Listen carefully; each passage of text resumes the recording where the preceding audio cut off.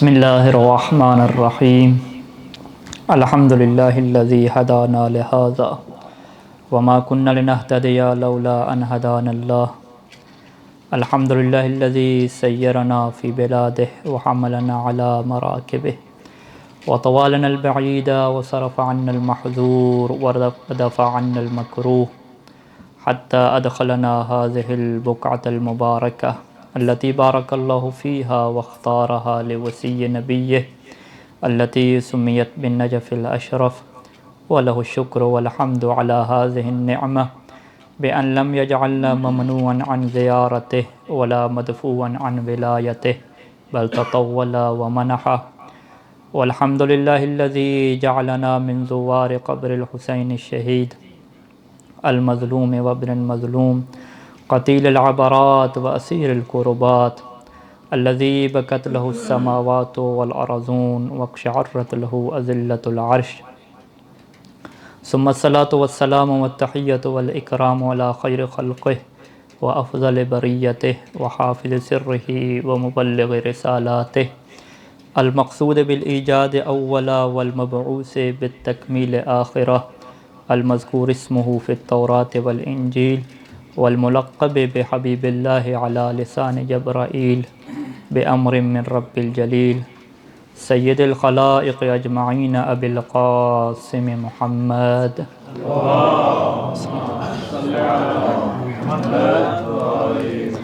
सुम्मस्सलातु वस्सलाम वत्तहिय्यतु वल इकराम अला खैरि ख़ल्क़िहि व अफ़ज़लि बरिय्यतिहि हाफ़िज़ि सिर्रिही व मुबल्लिग़ि रिसालातिहि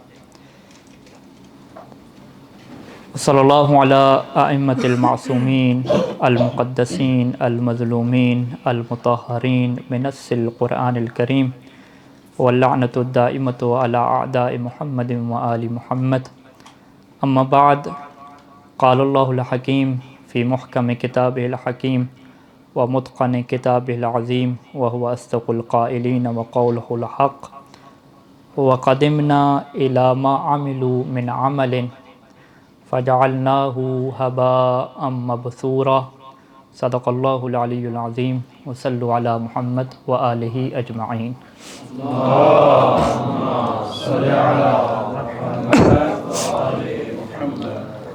मुहतरम उलमाए कराम, अज़ादाराने मज़लूम करबला, खालिक इंसान ने इंसान को इस दुनिया में भेजा तो इंसान की जो सबसे बड़ी ज़रूरत है वो माल है, वो ख़ुराक है, वो खाना है। इंसान मुहताज है खाने पीने की तरफ, रहाइश की तरफ, अपनी ज़िंदगी गुजारने के लिए सहूलियात का मुहताज है। और यहाँ पे खालिक ने इंसान का बहुत बड़ा इम्तिहान लिया और उसके लिए बहुत सारे क़वानीन वज़् फरमा दिए और उसे मुक़य्यद कर दिया कि अगर तुमने खाना है तो हलाल खाना है, हराम से तुमने बचना है।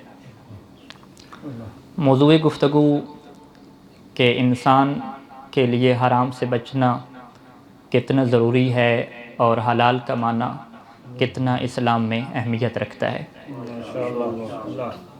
और मज़लूम करबला इमाम हुसैन अलैहिस्सलाम ने मैदान करबला में इस वाजिब के ऊपर किस तरह से जो है वो रोशनी डाली और किस तरह से जो है वो हमारे सामने अपने खुतबात में इस अहम तरीन फ़रीज़े को बयान फरमाया।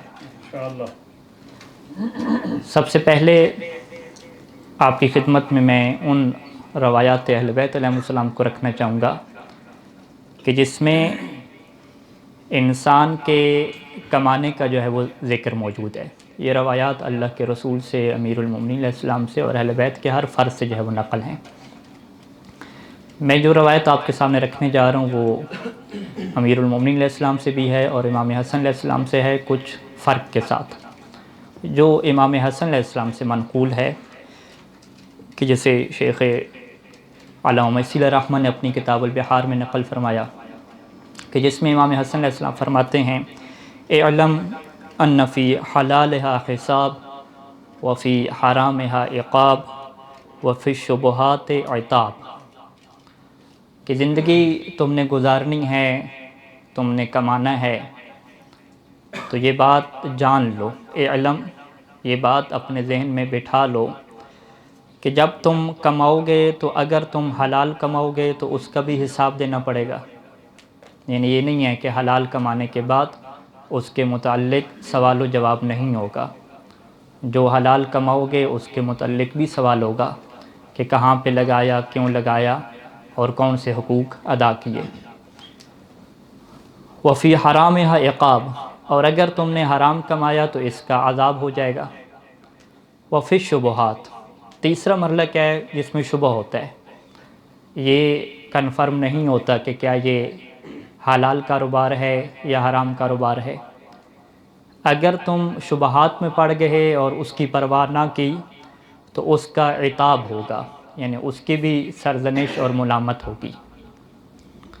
تو یہ دنیا کی حقیقت ہے۔ امیر المومنین علیہ السلام سے جب دنیا کے متعلق پوچھا جاتا تھا تو وہ یہی تصور پیش کرتے تھے کہ یہ ہے دنیا، کہ حلال کماؤ تو پھر بھی حساب دینا پڑتا ہے، حرام کماؤ تو عذاب ہو جاتا ہے۔ اور امام حسن نے ایک جملے کا اضافہ فرما دیا کہ اگر شبہ میں پڑ گئے اور شبہ والی چیز کو لے لیا تو اس کے اوپر بھی ملامت ہوگی، اس کے اوپر بھی سرزنش ہوگی۔ تو لہٰذا پھر دنیا میں جینا تو ہے، تو پھر کس طرح سے انسان زندگی گزارے؟ تو امام حسن علیہ السلام نے قانون دے دیا، فَأَنزِلِ الدُّنْيَا بِمَنزِلِ الْمِيتَةِ، کہ اس دنیا کو مردار کی طرح سمجھو، خُذْ مِنْهَا مَا يَكْفِيكَ، کہ انسان اگر مجبور ہو جائے اور اس کی موت واقع ہونے کو ہو تو شریعت اتنی اجازت دیتی ہے کہ وہ مردہ اتنا کھا لے، مردار سے اتنا کھا لے کہ اس کی جان بچ جائے۔ تو امام حسن علیہ السلام نے دنیا کے متعلق بھی یہی قانون دیا اپنے چاہنے والوں کو کہ دنیا کو بھی تم اس مردار کی طرح سمجھو، اور جتنی تمہیں ضرورت ہو، جو تمہارے لیے کافی ہو جائے وہی لے لو، باقی کے متعلق تم لالچ میں نہ پڑو اور اس کے متعلق آگے نہ بڑھو، کیونکہ تمہیں حساب دینا پڑے گا بارگاہ الہی میں۔ اگر حلال ہوا، حرام ہوا تو واضح ہے عذاب ہوگا۔ اور یہاں سے اسلام نے یہ جو حلال کمانا ہے اس کو عبادت کا جو ہے وہ درجہ دے دیا، اور روایات اہل بیت علیہ السلام میں اسے افضل ترین جو ہے وہ عبادت سے تعبیر کیا گیا۔ چند ایک روایات آپ کی خدمت میں، کتاب الکافی میں مرحوم کلینی علیہ الرحمہ نے صحیح روایت نقل کی ہے، اور یہ روایت چھٹے امام سے ہے، اور وہ فرماتے ہیں کہ امام سجاد علیہ السلام، ایک مرتبہ درود پڑھ لیجیے سارے مل کے،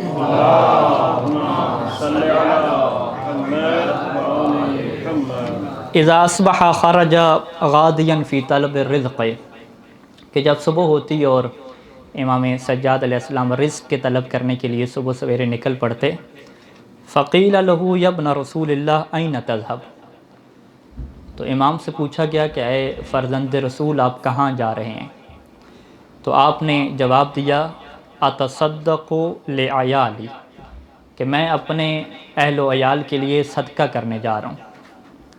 تو سوال ہوا کہ اتتصدق، کیا آپ صدقہ کرنے جا رہے ہیں؟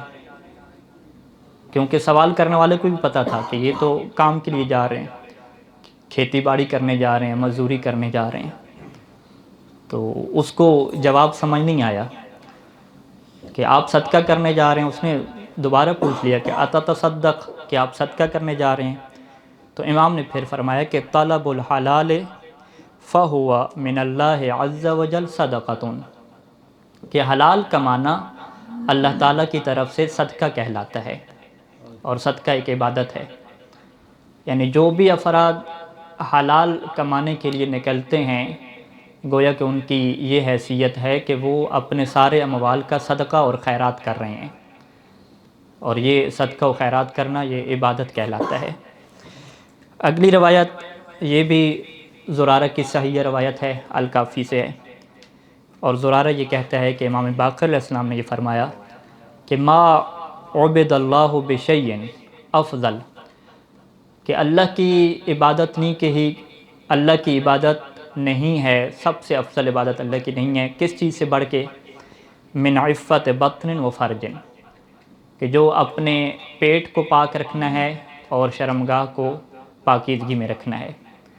یعنی پیٹ کی جو پاکیزگی ہے اس کو امام باقر علیہ السلام نے افضل ترین عبادت قرار دیا کہ اس سے بڑھ کے تو کوئی عبادت ہی نہیں ہے. اور اسی مفہوم کو جو ہے وہ ابو بصیر کی جو صحیح روایت ہے الکافی میں وہ ہمارے سامنے کیا واضح کر دیتی ہے کہ ایک شخص جو ہے وہ آتا ہے اور ابو بصیر دیکھ رہا ہے کہ وہ شخص آتا ہے امام باقر علیہ السلام کی خدمت میں اور پہلا جملہ یہ رکھتا ہے کہ مولا انی ضعیف العمل قلیل الصیام، کہ میرا عمل جو ہے وہ بہت تھوڑا ہے، میں عمل عبادات بہت تھوڑے کرتا ہوں، قلیل الصیام، روزے بھی زیادہ جو ہے وہ نہیں رکھتا. تو یعنی اس کے ذہن میں کیا ہے کہ جو اسلام نے عبادات رکھی ہیں اس کے حوالے سے تو میں بہت تھوڑا ہوں. لیکن وہ ایک جملہ کہتا ہے کہ وَلَكِنِّي أَرْجُو أَن لَا آكُلَ إِلَّا حَلَالًا، لیکن میں ہمیشہ یہی کوشش کرتا ہوں کہ فقط حلال کھاؤں، فقط حلال کھاؤں، حلال کے علاوہ کچھ نہ کھاؤں. لیکن اس کے علاوہ میری مشکل یہ ہے کہ میرا جو عمل ہے اس کے اعتبار سے میں بہت پیچھے ہوں. تو امام نے جواب دیا کہ ای الاجتہاد افضل من عفت بطن و فرج، کہ اس سے بڑھ کے تقوی، ورع اور اجتہاد کیا ہو سکتا ہے کہ تم اپنے پیٹ کو جو ہے وہ پاکیزہ رکھے ہوئے ہو، اپنی شرمگاہ کو جو ہے وہ حرام سے بچائے ہوئے ہو. اس سے بڑھ کے کیا پاکیزگی اور کیا اجتہاد اور کیا ورع ہو سکتا ہے. یہاں لفظ اجتہاد ہے، لفظ اجتہاد تقوی اور ورع کے معنی میں بہت زیادہ کیا استعمال ہوا ہے کہ اس سے بڑھ کے کیا تقوی ہو سکتا ہے، کیا پرہیزگاری ہو سکتی ہے کہ تم اپنے آپ کو جو ہے وہ حلال کے لیے جوڑ کے رکھتے ہو. اور یہی وجہ ہے کہ بہت ساری روایات میں پھر اہل بیت علیہ السلام نے اسے ایک عظیم جو ہے وہ عبادت کا درجہ دیا. جیسے کہ یہ روایت اللہ کے رسول سے ہے کہ العبادۃ 70 جزءا، کہ عبادت کے 70 اجزاء ہیں، افضلها طلب الحلال، سب سے جو افضل ہے وہ حلال کو طلب کرنا ہے، حلال کمانا ہے. اور اسی طریقے سے یہ تصور اتنا واضح تھا اہل بیت علیہ السلام کے چاہنے والوں کے نزدیک کہ وہ اسے بہت بڑی عبادت سمجھتے تھے. یعنی آج کل کے لوگ تو اگر پوچھیں کہ عبادت کیا ہے تو ان کے ذہن میں یہی آتا ہے کہ نماز، روزہ، زکوٰۃ، حج وغیرہ، اسی کو عبادت کہتے ہیں. لیکن اہل بیت علیہ السلام نے جو عبادت کا تصور پیش فرمایا کہ خود حلال کمانا یہ سب سے بڑی عبادت ہے. اور یہی وجہ ہے کہ ایک روایت بحار الانوار میں علامہ مشیل الرحمن نے ذکر فرمائی کہ جس میں امام صادق علیہ السلام کا یہ سب سے پہلے فرمان نقل فرمایا کہ امام نے فرمایا کہ ما عند اللہ شیء هو افضل، کہ اللہ کے نزدیک اس سے بڑھ کے کوئی چیز افضل نہیں ہے کہ من عفت بطن و فرج، کہ انسان اپنے پیٹ کو اور شرمگاہ کو عفت اور پاکیزگی عطا کر دے. اور پھر وہاں پہ ایک اسی فرمان کے ساتھ ایک ٹکڑا لکھا کہ وقیل لسلمان، کہ سلمان سے بھی یہ سوال پوچھا گیا، سلمان کے سامنے سوال رکھا گیا کہ بتاؤ ای الاعمال افضل، کہ سب سے افضل ترین عمل کون سا ہے. اب آپ دیکھیے کہ سلمان کتنی اہل بیت علیہ السلام سے معرفت لے چکا ہے کہ جب سوال اس سے یہ پوچھا جا رہا ہے کہ بتاؤ اسلام میں بہت ساری عبادات ہیں، بہت سارے اعمال ہیں، تو تم نے اہل بیت کے در سے جو علم حاصل کیا ہے اس کے مطابق بتاؤ کہ ای الاعمال افضل، کہ کون سا عمل ہے جو سب سے فضیلت والا ہے، سب سے بڑھ کے فضیلت والا ہے. تو حضرت سلمان رضی اللہ عنہ وسلام اللہ علیہ نے یہ جواب دیا، قال الایمان باللہ و خبز حلال، کہ دو چیزیں جو ہیں وہ سب سے افضل ہیں، پہلا اللہ پہ ایمان لے آنا اور دوسری خبز حلال، حلال روٹی. خبز حلال یہ ایک ایسی تعبیر ہے جو استعمال ہوتی ہے عرب میں کہ حلال روٹی کھانا، اللہ کا ایمان، اللہ کے اوپر ایمان رکھنا، اس سے بڑھ کے کوئی چیز افضل نہیں ہے. تو گویا کہ اہل بیت کے چاہنے والوں کے ہاں بھی یہ حقیقت بڑی واضح تھی کہ جو حلال کی کمائی ہے اور حلال کمانا ہے، حلال کھانا ہے، اس سے بڑھ کے بڑی کوئی عبادت نہیں ہے اور سب سے افضل ترین عبادت یہی ہے. یعنی اہل بیت کے چاہنے والے اس کو عبادت کی نگاہ سے دیکھتے تھے کیونکہ اللہ کے رسول اور اللہ کے رسول کی آل اسے عبادت کے طور پہ دیکھا کرتی تھی. اور یہاں سے پھر ہمارے معاشرے میں آپ خود دیکھ لیں کہ کیا آج تک حلال کمانے کو عبادت سمجھا گیا؟ کیا انسان نے اس بات کی فکر کی کہ میں جو کما رہا ہوں کیا وہ حلال ہے یا حرام ہے. اور یہاں سے فقہا سے جو سوال پوچھے جاتے ہیں وہ ایک لمبی فہرست ہے کہ بہت ساری جگہوں پہ فقہا اپنے چاہنے والوں کو، دین کے اوپر عمل کرنے والوں کو متوجہ کرتے ہیں کہ یہ کاروبار حرام ہے، اس میں نہ پڑنا، یہ کام حرام ہے، اس میں نہ پڑنا. جیسے کہ سید سستانی دامت العالی اپنے استفتاحات میں اس چیز کو بارہا بیان کرتے ہیں کہ اگر ایک ایسی نوکری کر رہے ہیں کہ جس نوکری کو جھوٹ کی بنیاد پہ حاصل کیا، غلط معلومات دے کر کمپنی کو دھوکے میں رکھ کے نوکری کر رہے ہیں، تو یہ ساری کی ساری کمائی حرام کی ہے. یا اسی طریقے سے یہ بیان فرمایا کہ اگر 8 گھنٹے کی ڈیوٹی ہے اور 6 یا 7 گھنٹے کی ڈیوٹی کرتے ہیں تو باقی اوپر کی کمائی حرام کی ہے. اسی طرح سے جو نئے نئے کاروبار اور آن لائن بزنس اور جو نظام چل نکلا ہے کہ جس میں آج کا جوان یہ نہیں سوچتا کہ کیا یہ حلال ہے یا حرام ہے، بس وہ کہتا ہے کہ میرے پیسے آ گئے تو تم بھی کرو، تمہارے بھی آ جائیں گے. اس بات کی فکر نہیں ہوتی کہ یہ حلال کے آ رہے ہیں یا حرام کے آ رہے ہیں. وہ شاید یہ سمجھتا ہے کہ بس ہمارا پیسے ہم جہاں لگیں، ہماری مرضی ہے، میرا مال اور میری مرضی کے قانون پہ چلنے والا ہوتا ہے. جبکہ قرآن مجید نے واضح فرما دیا تھا کہ یہ جو تمہارے آپس کے اموال ہیں، لا تأکلوا بینکم اموالکم بالباطل، لا تأکل اموالکم بینکم بالباطل، یہ جو تمہارے درمیان اموال موجود ہیں، ان مال کو بھی تم نے باطل طریقے سے نہیں کھانا. ایک دوسرے کے مال کو ایکسچینج کرنا، تبدیل کرنا، تو وہ بھی اسی طریقے کے مطابق تم کھا سکتے ہو کہ جو ہم نے تمہارے لیے حلال قرار دیا ہے. تو لہٰذا یہاں سے وہ بنیادی اہمیت واضح ہوتی ہے کہ اسلام میں مال کو کمانے کے بھی طریقے ہیں، کسی دوسرے کا مال کھانے کے بھی طریقے ہیں. یہ کافی نہیں ہے کہ میں راضی اور وہ راضی تو بس کیا ہے مال حلال ہو گیا. دونوں فریقین راضی بھی ہوں. بہت سارے کاروبار ایسے ہیں کہ وہ پھر سود ہوا کرتے ہیں، وہ حرام ہوا کرتے ہیں، جن کی شرائط جو ہے وہ مکمل نہیں ہوتی تبھی وہ حرام ہو جاتے ہیں.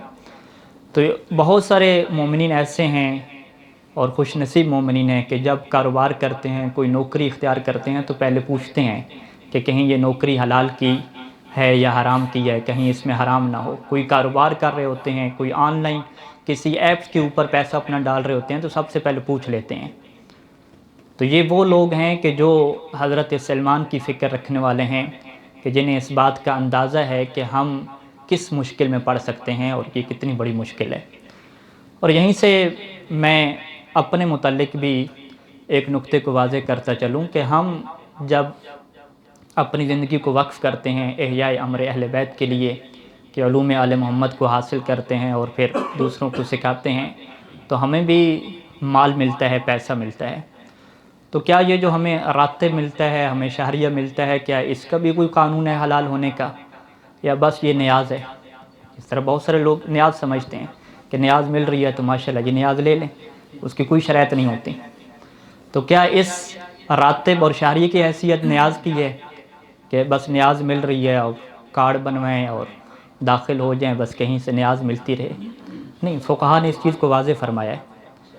سید سستانی دامت العالی کی ویب سائٹ کے اوپر رسمی جو استفتاح، اس کے اندر یہ استفتاح موجود ہے کہ یہ سوال رکھا گیا کہ ایک طالب علم کے لیے جو راتب ہے وہ کب حلال ہوتا ہے، راتب کو لینے کی کیا شرائط ہیں.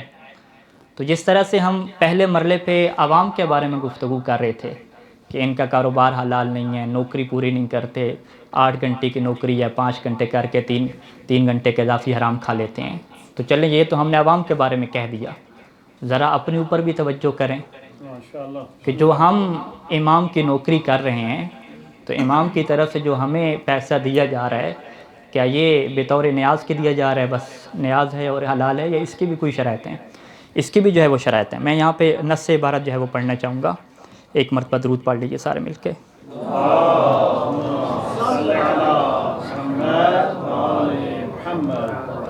یمنح راتب الحوزۃ علی سبیل التملیک مشروطاً، کہ حوزہ کا راتب طالب علم کو ملک میں دے دیا جاتا ہے لیکن مشروط ہوتا ہے، اس کی شرائط ہوتی ہیں. اور 2 مرکزی شرائط کو یہاں پہ بیان فرمایا.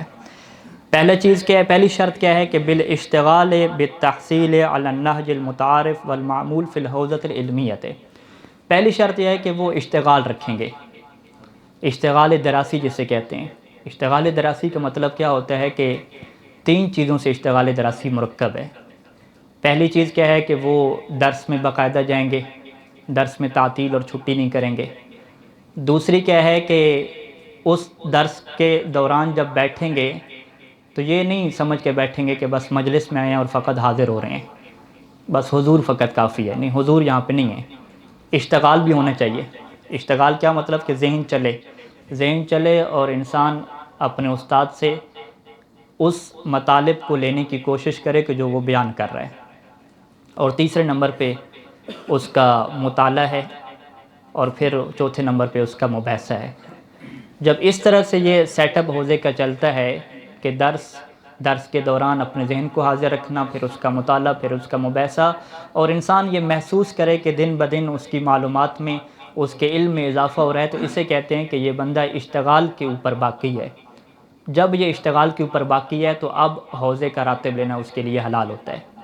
تو لہٰذا اسی وجہ سے یہ نظریہ ہمارے سامنے آ جاتا ہے کہ میں اگر چھٹی کر رہا ہوں درس کی یا مباحثے کی یا مطالعے کی، تو وہ میرے اختیار میں نہیں ہے۔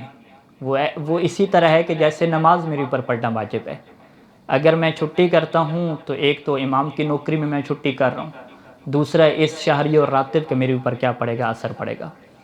لہٰذا یہاں پہ بہت سارے علماء اور بہت سارے متقی افراد بھی چھٹی کے حوالے سے ایسے مستحبات کو بھی چھوڑ دیتے ہیں کہ جن مستحبات کے اوپر تاکید ہوئی ہے کہ جو زوار کی خدمت کے اعتبار سے، زائرین کی خدمت کے اعتبار سے، مہمانوں کی خدمت کے اعتبار سے، اور کیا کہتے ہیں صلہ رحم کے اعتبار سے بڑے بڑے واجبات تک بھی ہیں۔ لیکن وہ جب کہتے ہیں کہ دو واجبات کا آپس میں تعارض ہو گیا، ایک میرا اپنا واجب ہے جو امام کی نوکری ہے، اور ایک دوسرا واجب ہے، تو کہتے ہیں امام کی جو نوکری کا واجب ہے یہ تمہارے اوپر مقدم ہے، تم اس سے کیا کرو گے، مقدم کرو گے۔ یہ پہلی شرط ہوگی۔ دوسری شرط جو سید سیستانی دامت العالی نے ذکر فرمائی کہ مع حسن سلوک دینی والخلقی، کہ یہ انسان دینی اور اخلاق کے اعتبار سے بھی اچھی سیرت کا مالک ہو۔ یعنی اگر اخلاق کے اعتبار سے، دین کے اعتبار سے یہ بے نمازی ہو چکا ہے، اخلاق کے اعتبار سے یہ انسان بد اخلاق ہے، گالی گلوچ کرتا ہے، دین کے اعتبار سے یہ مسلسل انٹرنیٹ پہ جو ہے وہ دیگر عوام کی طرح مصروف عمل ہے۔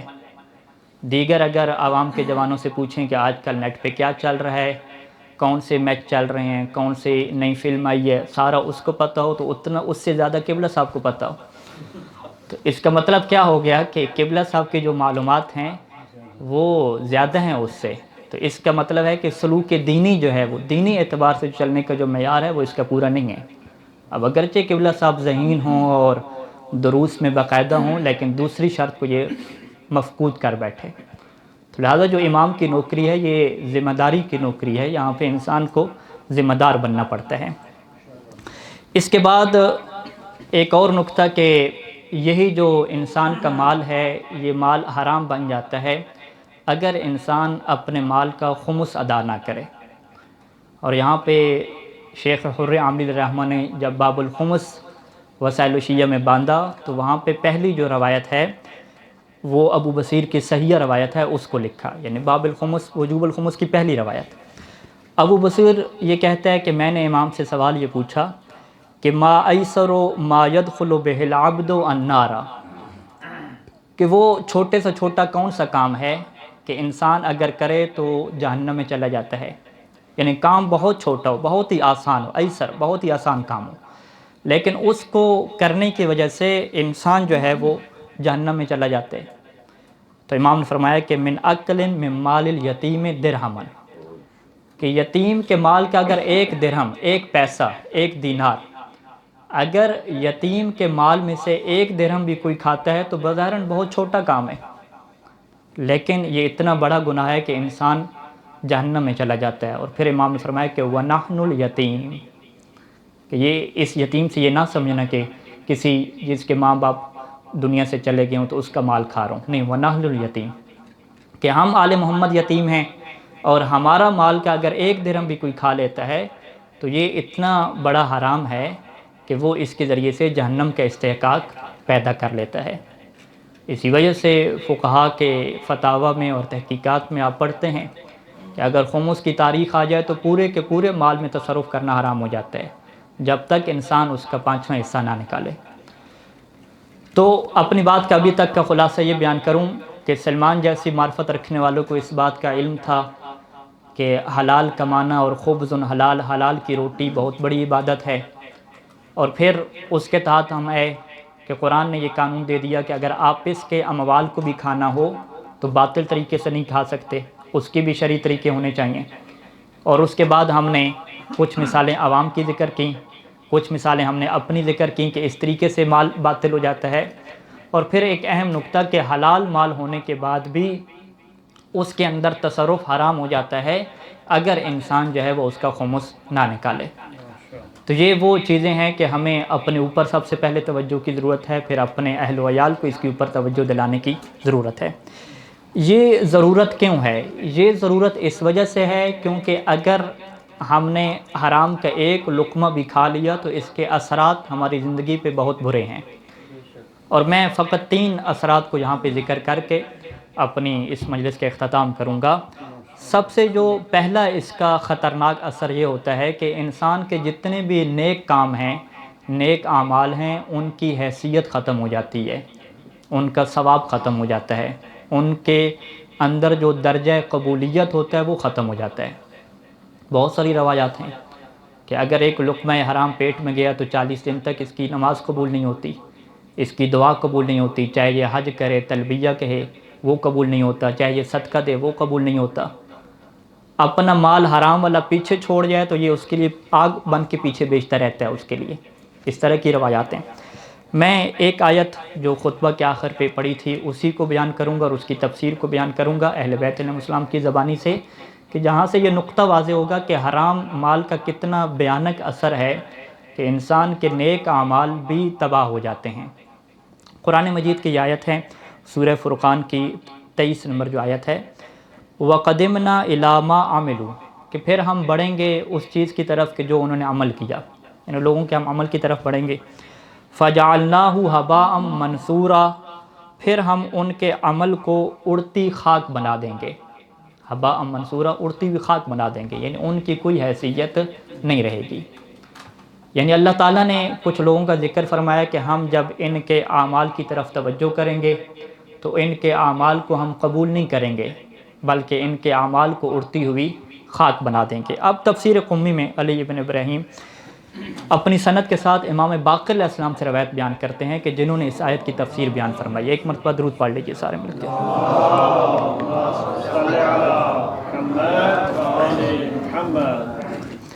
امام فرماتے ہیں کہ یبعث اللہ عز وجل یوم القیامت قوما بین ایدیہم نور کالقباطی، کہ قیامت کے دن اللہ تعالیٰ کچھ ایسے لوگوں کو اٹھائے گا قبروں سے کہ ان کا عمل جو ہے وہ اس نور کی طرح سفید ہوگا کہ جس طرح قباطی کا کپڑا جو ہے وہ سفید ہوتا ہے۔ قبطی ایک کپڑا تھا علاقے کا، سفید ہوتا تھا۔ کہا کہ بڑا خوبصورت ان کا عمل ہوگا، بڑا خوبصورت عمل، بالکل نور ہوگا، چمک رہا ہوگا، سفیدی ہوگی۔ ثم یقول لہ، پھر اللہ کہے گا ہباء منصورا، کہ اے یہ عمل تم اڑتی ہوئی خاک بن جاؤ۔ اتنا خوبصورت عمل اڑتی ہوئی خاک کی طرح اڑا دیا جائے گا، ختم۔ اما واللہ یا ابا حمزہ، اے ابو حمزہ، امام فرما رہے ہیں، انہم کانوا یصومون و یصلون، یہ وہ لوگ ہیں کہ جو نماز کے پابند ہیں، جو روزے دار ہیں، روزے بھی باقاعدہ رکھتے ہیں، لیکن ان کی مشکل کیا ہے؟ وَلَٰكِنْ كَانُوا إِذَا عَرَضَ لَهُمْ شَيْءٌ مِّنَ الْحَرَامِ أَخَذُوهُ، لیکن ان کی مشکل کیا ہے کہ جب کوئی حرام چیز آتی تھی تو پھر یہ چھوڑتے نہیں تھے بلکہ أَخَذُوهُ نیاز سمجھ کے لے لیتے تھے۔ یعنی یہ ان کے اندر صفت تھی کہ نماز کے بڑے اچھے پابند، روزے کے بڑے باقاعدگی سے پابندی، لیکن حلال حرام میں کوئی تمیز نہیں تھی، بس کہیں سے مال مل جائے حلال سمجھ کے اسے کیا ہے ہڑپ کر لیتے تھے۔ اذا عرض لهم شيء من الحرام اخذوه، یہ ان کی پہلی صفت تھی۔ اچھا، کچھ لوگ ایسے بھی تھے کہ جو ایسا نہیں کرتے تھے کہ وہ اس کی پابندی کرتے تھے، حرام بھی نہیں کماتے تھے، لیکن ان کے اندر ایک اور صفت تھی کہ جس کی وجہ سے ان کے اس عمل کو ضائع کر دیا جائے گا، اور وہ صفت کون سی ہے؟ کہ وہ ولایت علی علیہ السلام کے ماننے والے نہیں تھے۔ امام نے بیان فرمایا کہ او، یا دوسری ان کی کیا مشکل تھی کہ اذا ذکر لہم شیء من فضل امیر المؤمنین علیہ السلام انکروہ، کہ جب ان کے سامنے فضائل امیر المؤمنین علیہ السلام سے کوئی فضیلت ذکر کر دی جاتی تو یہ اس کا انکار کر دیتے۔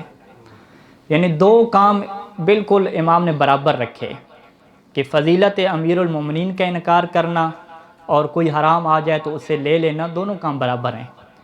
فضیلت امیر المؤمنین کا انکار کرنے کی وجہ سے بھی انسان کا عمل ضائع ہو جاتا ہے، اور اسی طرح سے حرام کمانے سے اور حرام کھانے سے بھی انسان کا عمل ضائع ہو جاتا ہے۔ اور پھر امام نے ابو حمزہ کو ہباء منصورہ کا مطلب بھی سمجھایا۔ ہمارے مترجمین تو اس کا ترجمہ اڑتی ہوئی خاک کرتے ہیں۔ امام فرمایا کہ والہباء المنصور هو الذی تراہ یدخل البیت فی القوۃ مثل شعاع الشمس، کہ یہ ہباء منصورہ جو ہے وہ تم اسے اپنے گھر میں دیکھتے ہو، قوہ یعنی روشن دان کے اندر سے جب سورج کی روشنی آ رہی ہوتی ہے تو وہ جو ہلکی ہلکی تم خاک دیکھتے ہو، وہ جو ایک لائن بنی ہوئی ہوتی ہے خاک کی، یہ ہباء منصورہ ہے، کہ جیسے روشنی ختم ہوتی ہے نظر ہی نہیں آتی، کہ یہ اس عمل کی حیثیت ہوگی کہ اڑتی ہوئی خاک تو پھر بھی نظر آ جاتی ہے، لیکن اس کی بالکل ہی حیثیت ختم ہو جائے گی کہ اگر روشن دان سے روشنی پڑتی ہے تو جتنی چیز نظر آتی ہے خاک میں سے بس اتنی وہ عمل نظر آئے گا، اس کی کوئی حیثیت نہیں ہوگی۔ یہ ایک بھیانک اور خطرناک اثر ہے حرام سے نہ بچنے کا۔ دوسرا جو اثر ہے وہ اس سے بھی زیادہ خطرناک ہے، اور یہ زرارہ کی موثق روایت ہے الکافی میں، کہ امام صادق علیہ السلام بیان فرماتے ہیں، اللہم صلی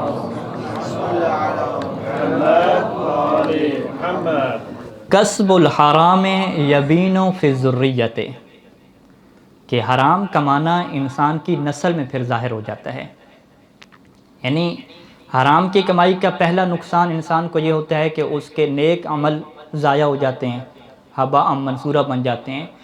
دوسرا اس کا وضعی اثر یہ ہوتا ہے کہ اولاد کی تربیت پہ اس کا بہت بڑا نقصان ہوتا ہے۔ یبین فی الذریۃ، حرام کبھی نہ کبھی اولاد کے اندر ظاہر ہوتا ہے، کوئی نہ کوئی اولاد کا کارنامہ ایسا آئے گا کہ قبلہ صاحب بھی کہیں گے کہ اولاد نے جو ہے وہ کیا کارنامہ کر دیا۔ تو وہ کارنامہ کس وجہ سے ہوا؟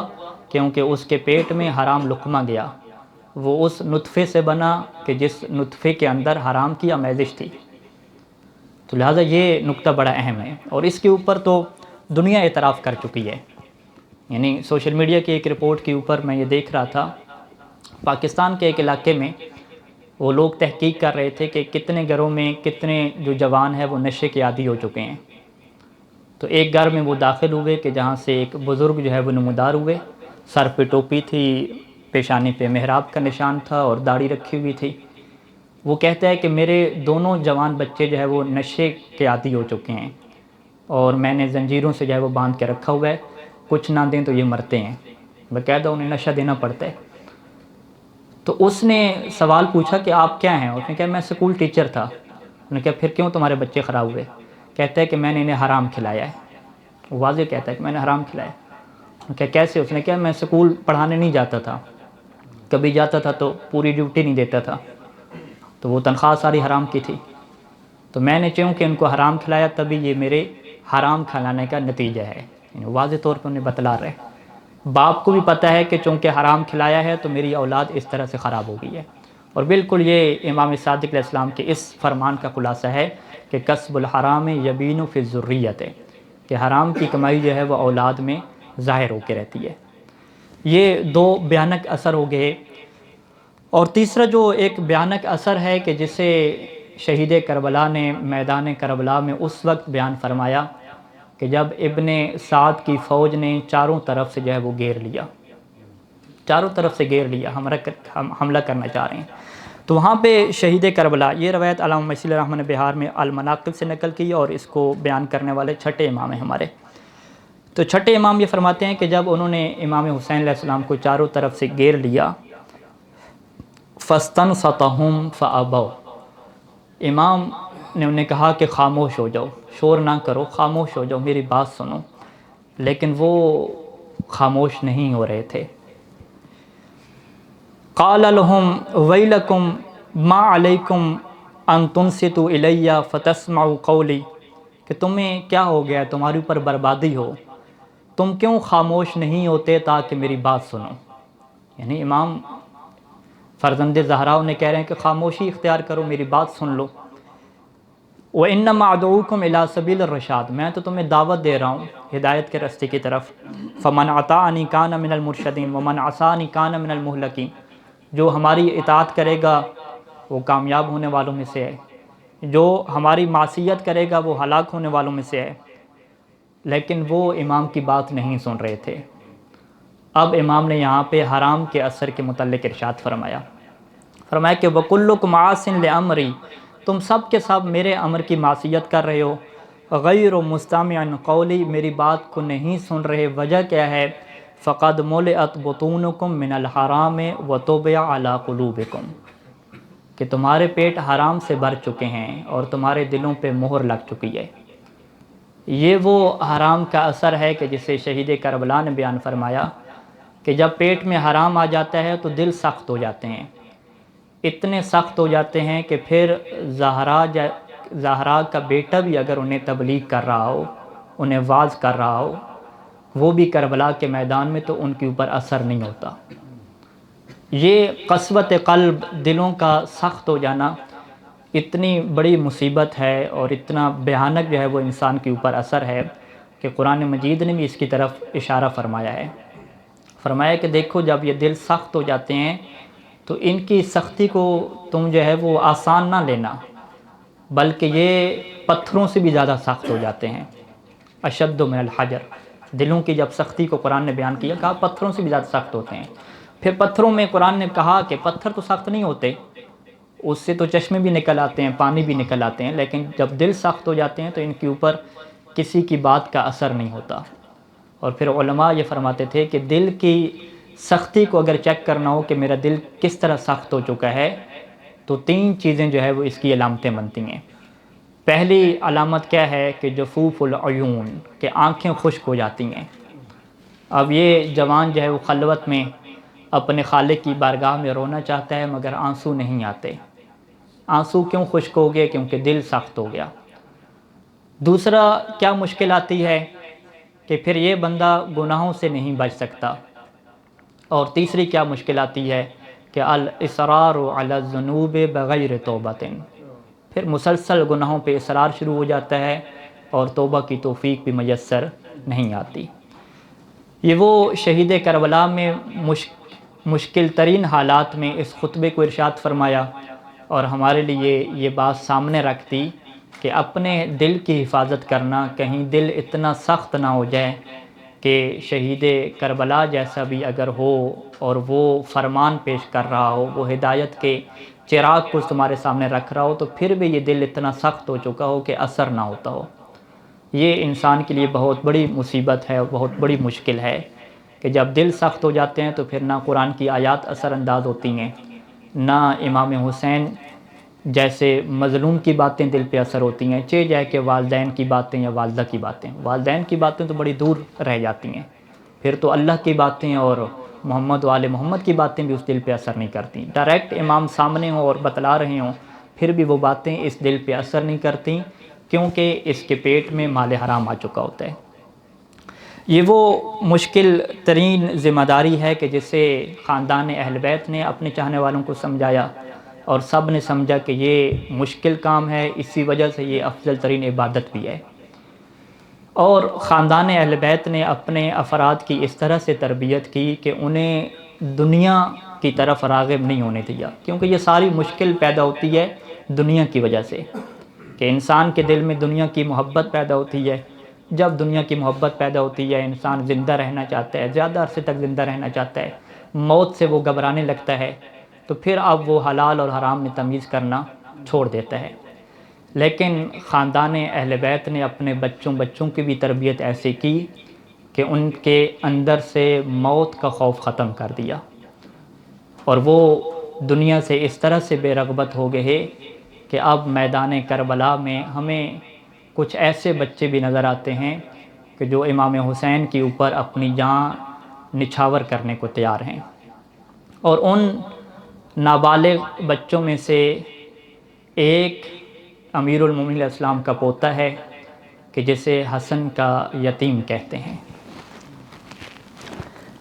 بنی ہاشم کا یہ کمسن ہے کہ جو دین کی معرفت رکھنے والا ہے، جو امام حسین کی معرفت رکھنے والا ہے،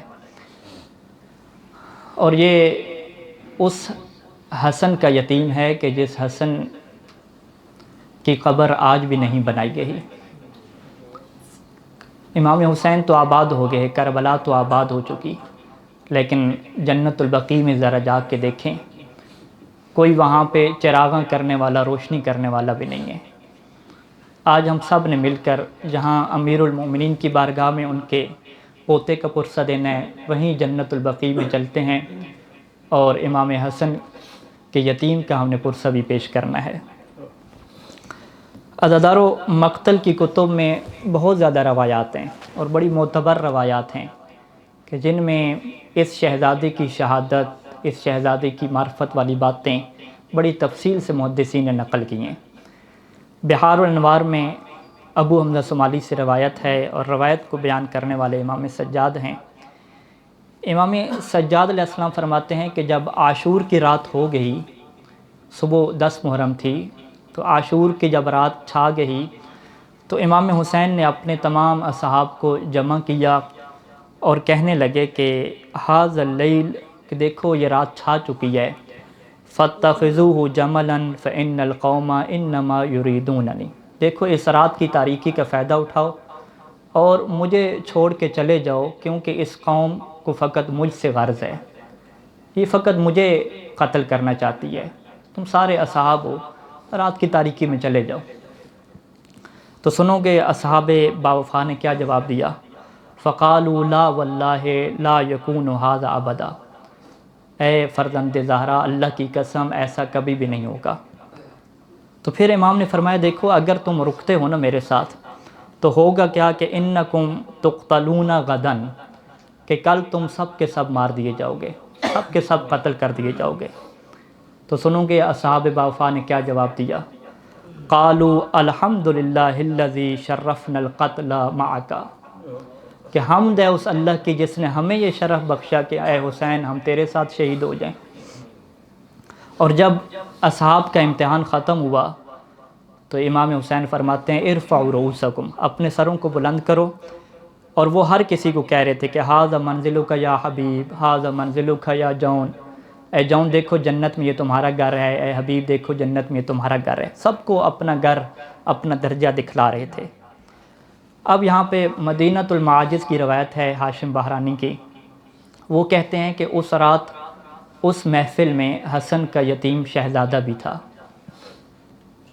جب حسن کے یتیم نے سن لیا کہ سب اصحاب کو اپنے اپنے مقامات دکھا لیے، میرا تو کوئی مقام دکھا ہی نہیں ہے، تو وہ بڑا ہے اور چچے سے یہ سوال پوچھتا ہے کہ وَأَنَا فِي مَن يُقْتَلْ، کہ اے چچا جان مجھے یہ تو بتائیں کیا کل میں بھی ان لوگوں میں سے ہوں جو قتل کر دیے جائیں گے، جو شہید ہوں گے؟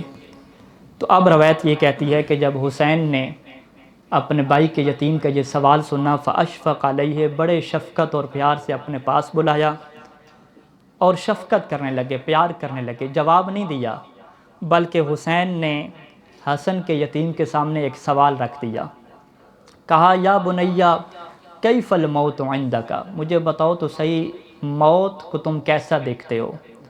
فقال یا عم احلی من العسل، اے چچا جان موت تو شہد سے بھی زیادہ شیریں ہے میرے نزدیک۔ جب شہزادے کا یہ معرفت بڑا جواب سنا تو اب حسین نے فرمایا ای واللہ فداک عمک انک لأحد من یقتل، کہ چچا تیرے اوپر قربان ہو جائے، تو بھی کل شہید ہوگا، و ابنی عبداللہ، اور میرا بیٹا اصغر بھی کل شہید ہو جائے گا۔ جب اصغر کے متعلق سنا نا قاسم نے کہ اصغر بھی شہید ہوگا، اب قاسم نے یہ سوال نہیں پوچھا کہ اصغر کیسے شہید ہوگا، بلکہ سوال پوچھا یا عمّا ویصلون الی النساء، اے چچا جان اصغر تو چل بھی نہیں سکتا، کیا یہ فوج اشقیاء خیموں میں داخل ہو جائے گی؟ کیا یہ خواتین تک پہنچ جائیں گے؟ میں کہوں گا اے قاسم آج شب عاشورہ ہے، سن کے برداشت نہ کر سکے، کل شام غریباں ہوتی، دیکھتے سید سجاد دیکھتے رہے اور سکینہ کی چادر چھنتی رہی۔ ہاں عزادارو، چچے اور بھتیجے کی یہ گفتگو جاری ہے۔ رات ڈل گئی، عاشور، روز عاشور کا سورج طلوع ہو گیا، اصحاب باوفا قربانیاں دے چکے، بنی ہاشم کے بہت سارے لوگ قربانیاں دے چکے، جب حسن کی اولاد کی قربانیوں کی باری آئی ہے تو اب وہ مرحلہ آ گیا کہ جو محدثین نے لکھا ہے کہ بڑا مشکل مرحلہ تھا۔ کیا دیکھا؟ فلما نظر الحسین علیہ قد برزا، حسین کیا دیکھتے ہیں کہ قاسم آ رہے ہیں جنگ کی اجازت لینے، اعتنقہ وجعل یبکیان، حسین نے اپنے بھتیجے کو گلے سے لگایا، وجعل یبکیان، چچا اور بھتیجا دونوں رونے لگ گئے۔ کتنا روئے ہیں؟ روایت کہتی ہے یبکیان حتی غشی علیہما، اتنا روئے ہیں چچا اور بھتیجا کربلا کی اس میدان میں کہ دونوں کے اوپر غشی طاری ہو گئی۔ ثم استأذن الحسین فی المبارزہ، جب افاقہ ہوا اب حسن کا یتیم کہتا ہے چچا مجھے اجازت دیجئے، میں نے میدان میں جانا ہے۔ روایت یہ کہتی ہے، علامہ مسیح الرحمٰن نے لکھا کہ فَأَبَى الْحُسَيْنُ أَنْ يَأْذُنَ لَهُ، امام حسین نے اجازت دینے سے انکار کر دیا۔ اب دیکھو گے کہ حسن کے یتیم نے کیسے اجازت مانگی ہے چچا سے۔ فَلَمْ يَزَلِ الْغُلَامُ يُقَبِّلُ يَدَيْهِ وَرِجْلَيْهِ، قاسم نے حسین کے ہاتھوں کا بوسہ لینا شروع کیا، ہاتھوں کا جب بوسہ لے چکے تو حسین کے قدموں کا بوسہ لینا شروع کیا، اس وقت تک حسین کے قدموں کا بوسہ لیتا رہا، حتی اذن لہو، جب تک حسین نے اجازت نہیں دے دی۔ اور جب اجازت دی تو کیا حالت تھی؟ وَدُمُوعُهُ تَسِيلُ عَلَى خَدَّيْهِ، حسین اتنا رو رہے تھے کہ آنسو آپ کے رخساروں پہ جاری تھے۔ اجازت دینے کے بعد ایک سوال پوچھا ہے، یا ولدی اتمشی برجلک الی الموت، اے میرے بیٹے مجھے اتنا تو بتاؤ کیا اپنے قدموں سے چل کے موت کی طرف جا رہے ہو؟ اب سنو کہ قاسم نے کیا غربت حسین پڑھی ہے۔ کیف لا یعم وانت بین الاعداء صرت وحیدا فریدا، اے چچا میں کیسے نہ جاؤں، آپ تو بالکل اکیلے رہ گئے، آپ کا تو کوئی دوست نہیں رہا، کیا اب میں بھی نہ جاؤں؟ روحی لروحک الفدا۔ اب یہاں پہ روایات کہتی ہیں کہ امام حسن نے، امام حسین علیہ السلام نے حسن کے یتیم کو بڑا خوبصورت تیار کیا ہے، اور یہ تیاری کا منظر کیسے ہے کہ گریبان کو چاک کر دیا، امامے کو ایسے پہنایا کہ جیسے میت کو پہناتے ہیں، ثم البسہ ثیابہ بصورت الکفن، پھر کپڑے ایسے پہنائے قاسم کو کہ جیسے کفن پہناتے ہیں، بس کفن کی طرح پہنا کے شد سیفہ بوسط القاسم، تلوار بھی دے دی، تلوار بھی لٹکا دی، اور خوبصورت تیار کر کے بھیجا ہے۔ اب حمید بن مسلم کی روایت سنیے کہ حمید بن مسلم کہتا ہے کہ ہم دیکھ رہے تھے خرج الینا غلام کأن وجہہ شقۃ قمر، کہ ہم نے دیکھا کہ ایک ایسا جوان نمودار ہوا جس کا چہرہ ایسے تھا جیسے چاند کا ٹکڑا ہو۔ میں کہوں گا جو دشمن کی نگاہ میں چاند کا ٹکڑا ہو، اللہ جانے اپنی ماں کی نگاہ میں کیسا۔ ابن عزی کہتا ہے کہ اس چاند کے ٹکڑے کو میں ماروں گا، حتی ضرب رأسہ بالسیف، تلوار کے ساتھ وار کیا ہے قاسم کے سر پہ، اور قاسم سنبھل نہ سکے، فوقع الغلام لوجہہ، منہ کے بل قاسم گر گئے۔ اب امام حسین نے جب یہ دیکھا کہ قاسم کی ندا آ گئی، یا عم، ندا جب آئی ہے، فجل الحسین کما یجل الصقر، حسین ایسے قاسم کے لاشے پہ پہنچے جیسے شکار اپنے شکار پہ پہنچتا ہے، اور بہت زیادہ، حمید بن مسلم کہتے ہیں بڑی گرد و غبار تھی۔ فَإِذَا انْجَلَتِ الْغَبْرَةُ، جب گرد و غبار ہٹی تو کیا دیکھتا ہوں، بالحسین قائم علی رأس الغلام، کہ اس شہزادے کے سر پہ حسین کھڑے ہوئے ہیں، اور شہزادے کی کیا حالت تھی۔ اب چلتے ہیں امیر المومنین کی بارگاہ میں، یا امیر المومنین، آپ کے سر پہ بھی ضربت لگی تھی نا، اے کربلا کے میدان میں دیکھیں آپ کے پوتے حسن کے یتیم کے سر پہ بھی ضربت لگی ہے، مگر حال کیا ہے، کان الغلام یفحص برجلیہ، اتنا قاسم تڑپ رہے تھے کہ ایڑیاں زمین پہ مسلسل رگڑ رہے تھے، تڑپتے ہوئے لاشے پہ امام نے بین کرنا شروع کیے، عز واللہ علی امک، اے قاسم تیرے چچا پہ بڑا مشکل وقت آ گیا، تو چچا کو بلاتا رہا، چچا جواب نہ دے سکا، اور اب جب چچا آ چکا ہے تو تیری حالت ایسی نہیں ہے کہ تو چچا کو جواب دے سکے۔ ھذا یوم واللہ کثر واقل وقل ناصر، یہ وہ دن ہے کہ حسین کے مددگار ختم ہو گئے۔ اب بس آخری منظر، قاسم کے لاشے کو اٹھا کر امام حسین خیمہ گاہ لے کر آئے تھے۔ وہ کیسے لے کر آئے؟ حمید بن مسلم کی روایت ہے۔ قاسم کے لاشے کو اٹھانا کتنا مشکل تھا۔ فوضع صدرہ علی صدرہ، حسین نے اپنے سینے کو قاسم کے سینے پہ رکھا اور کتنا اٹھایا، اٹھانے میں کتنا کامیاب ہوئے۔ حمید کہتے ہیں فَكَأَنِّي أَنظُرُ إِلَىٰ رِجْلَيْ غُلَامٍ يَخُطَّانِ عَلَى الْأَرْضِ، حسین پھر بھی پورا نہیں اٹھا سکے، بس اتنا اٹھایا کہ راوی کہتا ہے کہ دونوں پاؤں قدم زمین کے اوپر خط بناتے جا رہے تھے۔ اور پھر حسین کی طاقت ختم ہو چکی، بڑی مشکل سے خیام گاہ لے کر آئے، ماتم شروع ہوا، قاسم کے اوپر سب رونے لگ گئے۔ میں کہوں گا اے قاسم بڑا خوش قسمت، چچا اٹھا کے لے آیا خیمہ گاہ، کاش تھوڑی دیر رک جاتے، حسین کے لاشے کو دیکھتے، حسین کے لاشے کو کوئی سنبھالنے والا نہیں تھا، حسین کے لاشے پہ کوئی رونے والا نہیں تھا۔ اللہ لعنت اللہ علی القوم الظالمین۔ ماتم حسین۔